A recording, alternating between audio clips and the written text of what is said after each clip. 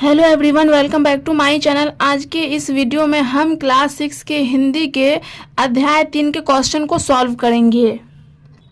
तो देखिए, ये कविता है चिड़िया। तो इस कविता को आप लोग खुद से रीड कर लीजिएगा, मैं ओनली इसके क्वेश्चन को आप लोगों को बताऊंगी। तो देखिए, पाठ से में दिया गया है। क्वेश्चन नंबर 1 है, चिड़िया पीपल की ऊंची डाली पर बैठकर क्या क्या संदेश सुनाती है। तो देखिए, इसका आंसर हो जाएगा, चिड़िया संदेश देती है कि प्रेम से जीना सीखो, आपस में मिलजुल कर रहो, लोभ मत करो, मतलब कि लालच मत करो, जो भी मिले आपस में बांट कर खाओ, धन इकट्ठा करने की प्रवृत्ति मत रखो, दूसरे के हित का ध्यान रखो और निर्भय तथा स्वच्छंद होकर जीवन यापन करो। नेक्स्ट देखिए, सेकंड नंबर में दिया गया है, निम्नलिखित पंक्तियों के भाव स्पष्ट कीजिए। ये आपको पंक्ति दिया गया, इसका आपको भाव स्पष्ट करना है। कौन में है, सब मिलजुल कर रहते हैं, सब मिलजुल कर खाते हैं, आसमान ही उनका घर है, जहाँ चाहते जाते हैं। तो इसका भाव हो जाएगा, कवि यह कहना चाहता है कि मनुष्य को चिड़ियों के जीवन पद्धति का पालन करना चाहिए, आपस में मेल जोल से रहना चाहिए, मिल बांटकर भोजन करना चाहिए। सभी मनुष्य को यह ध्यान रखना चाहिए कि जमीन पर अधिकार के लिए लड़ाई झगड़े से दूर रहना चाहिए। ख नंबर में है, जो मिलता है अपने श्रम से उतना भर ले लेते हैं, बच जाता तो औरों के हित उसे छोड़ वे देते हैं। तो इसका भाव हो जाएगा, मनुष्य को अपने मेहनत से कमाए हुए धन ही लेना चाहिए, दूसरों का धन छीनकर नहीं जीना चाहिए। सभी मनुष्य को दूसरों के हित के बारे में भी सोचना चाहिए। नेक्स्ट दिया गया, पाठ से आगे, आजकल पक्षियों की संख्या कम होती जा रही है, इसे रोकने के लिए आप क्या सुझाव देना चाहेंगे।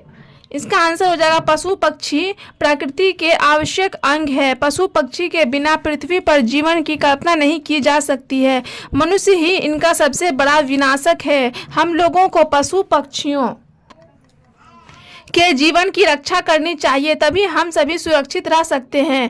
अगर सभी मिलकर पेड़ों को नहीं काटेंगे और जंगलों को भी नष्ट होने से रोकेंगे तो पक्षियों की संख्या बढ़ेगी। उससे स्वतंत्र होकर जीवन जीने के लिए पौधे और वृक्ष आवश्यक है।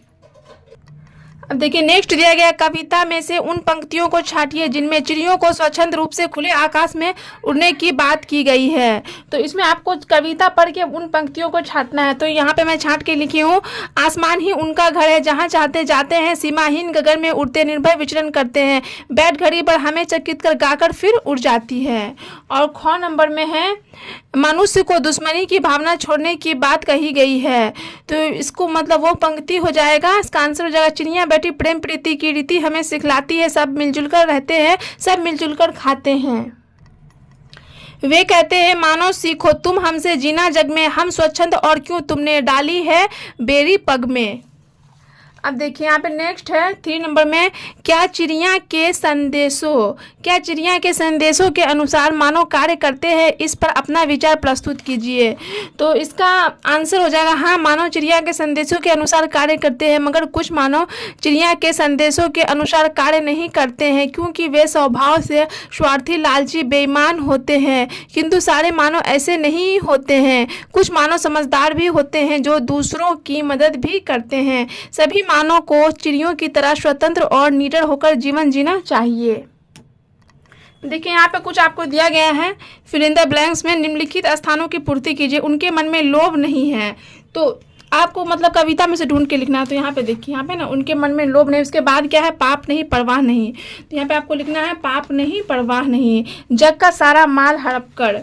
तो यहाँ पे है ना, जग का, उसके नीचे लिखना है, जीने की भी चाह नहीं। तो देखिए, यहाँ पे मैं लिख ली हूँ, आप लोग अपने बुक या कॉपी में लिख लीजिएगा।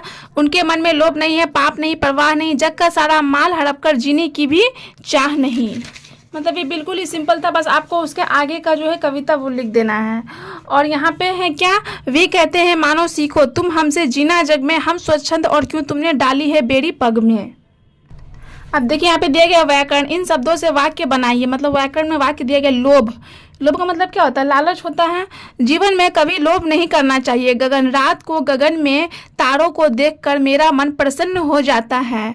जग, इस जग में अच्छे और बुरे सभी लोग रहते हैं।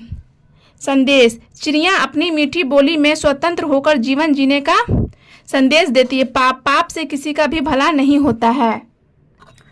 अब देखिए सेकेंड नंबर में ऊंची डाली काली चिड़िया। इन वाक्यों में ऊंची डाली की तथा काली चिड़िया की विशेषता है। ऊंची डाली की विशेषता है और काली चिड़िया की विशेषता बताता है। संज्ञा और सर्वनाम की विशेषता बताने वाले शब्द विशेषण कहलाते हैं। विशेषण किसको कहते हैं? जो कि संज्ञा और सर्वनाम की विशेषता बताते हैं उसे हम लोग क्या कहते हैं? विशेषण कहते हैं। नीचे लिखे संज्ञा शब्दों की विशेषता बताने वाले विशेषण शब्द लिखिए। मतलब इसका आपको क्या करना है? विशेषण लिखना है। जैसे मानव, तो मानव को लिख देंगे बंदी मानव, पीपल तो ऊंचा पीपल। इस तरह से आपको क्या करना? पीपल का विशेषता बताना, मानव का, आसमान का। तो देखिए यहाँ पे मैं लिख ली हूँ, मानव का बंदी मानव, पीपल ऊंचा पीपल, आसमान तो नीला आसमान, पग 3 पग, जग झूठा जग, हंस सफेद हंस। तो इसके जगह पे आप और भी कोई विशेषता लिख सकते हैं। तो देखिए यहाँ पे नेक्स्ट है 3 नंबर में चिड़ियाघर। इस शब्द में चिड़िया और घर 2 शब्द आए हैं। इस तरह के और शब्द बनाइए। जैसे रसोई, तो रसोई घर, मतलब सब में आपको क्या करना है? घर लगा लगा के बनाना है। तो देखिए यहाँ पे मैं लिख दी हूँ रसोई, तो रसोई घर, सिनेमा सिनेमा घर, बस सब में घर लगाना। बहुत ही सिंपल था ये। डाक डाक घर, अजायब अजायब घर, पार्सल पार्सल घर, पूजा पूजा घर, भंडार तो भंडार घर, कूड़ा कूड़ा घर।